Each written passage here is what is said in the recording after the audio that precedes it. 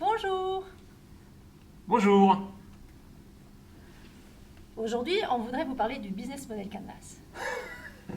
Donc écoutez, on est vraiment très content parce qu'en fait, on va vous faire une petite présentation sur ce que c'est que le Business Model Canvas, de manière à ce que vous puissiez comprendre ce on attend de vous pour le Business Model Innovation Challenge, le défi sur l'innovation, sur le business model qu'on vous propose cette année pour les entrepreneuriales.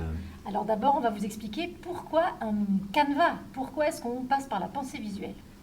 Alors en fait, l'idée par rapport à ça, c'est l'idée de la maison. Vous savez, pour construire une maison en général, il faut différents éléments.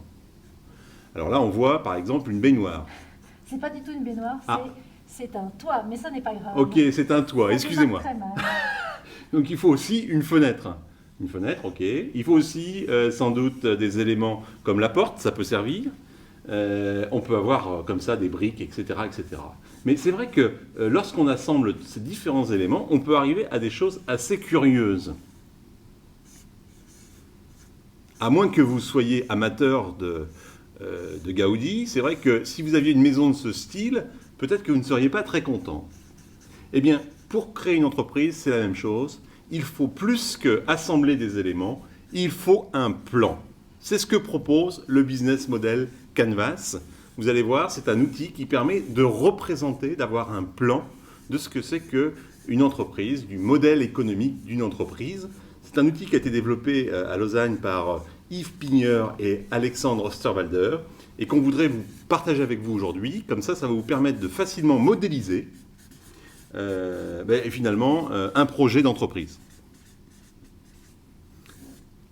Alors, concrètement, ce Business Model Canvas, c'est un outil visuel composé de 9 blocs.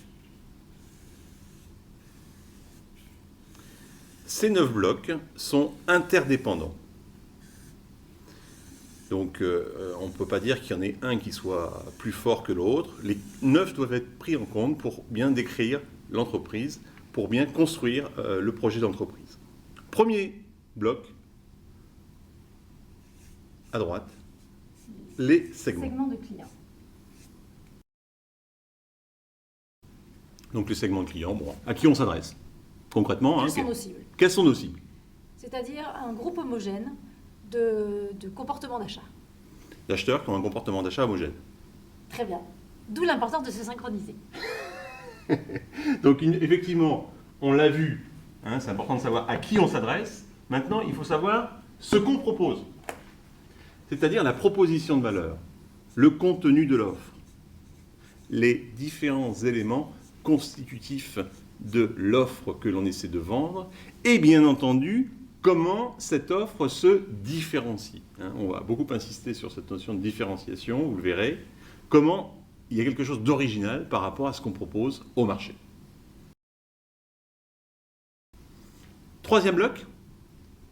Troisième bloc, on est sur les canaux de distribution. Les canaux, très bien. Comment on accède au segment client. Donc là, on voit un magnifique camion qui permet d'accéder à ce client. Quatrième bloc. Comment on aime nos clients? Comment on les aime, c'est-à-dire le type de relation client qu'on va mettre en œuvre. Est-ce que c'est une relation pour la vie? Est-ce que c'est une relation éphémère? Est-ce que c'est une relation humaine, automatique, etc., etc., personnalisée? Quel est le type de relation que vous mettez en œuvre? Dernier bloc à droite, les sources de revenus, c'est-à-dire concrètement, qu'est-ce qu'on vend et comment on le vend. Les différents éléments qui nous permettent d'avoir des sources de revenus qu'on va pouvoir facturer. Est-ce que ce sont des produits, des services, etc. Est-ce que ce sont des revenus publicitaires, par exemple? Quelles sont les sources de revenus et comment on encaisse? C'est-à-dire, est-ce que c'est effectivement sous la forme d'un produit? Est-ce que c'est sous la forme d'une licence? Est-ce que c'est sous la forme d'une location, etc., etc. Quels sont les modes de revenus qu'on utilise? Sur la partie gauche maintenant, les ressources clés. Les ressources clés, alors là, ce sont les éléments clés pour développer cette proposition de valeur. Ça peut être des ressources bien sûr financières, ça peut être également des ressources qui peuvent être bien sûr humaines, hein, souvent les ressources humaines sont fondamentales.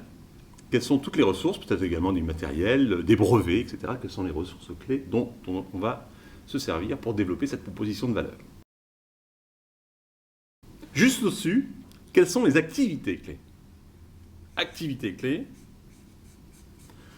qu'est-ce que je vais faire? Quelles sont les différentes activités? Est-ce que je conçois? Est-ce que j'achète? Est-ce que je transforme? Est-ce que je fabrique? Est-ce que je distribue? Est-ce que je commercialise? Est-ce que je market? Quelles sont les activités clés de mon entreprise? À gauche, les partenariats clés. Quels sont les partenaires stratégiques que je vais utiliser pour développer, encore une fois, une offre qui me permette de me différencier avec une proposition de valeur complète. Dernier poste, en bas à gauche, mes structures de coûts, et notamment quels sont les coûts fixes de l'entreprise, quels sont les coûts variables. Au centre, la différence entre, bien sûr, nos revenus et nos coûts, on va avoir ici la notion de rentabilité, de profitabilité du projet. Donc grosso modo, voilà l'outil qu'on vous propose pour modéliser, pour représenter le modèle économique de votre projet. À bientôt!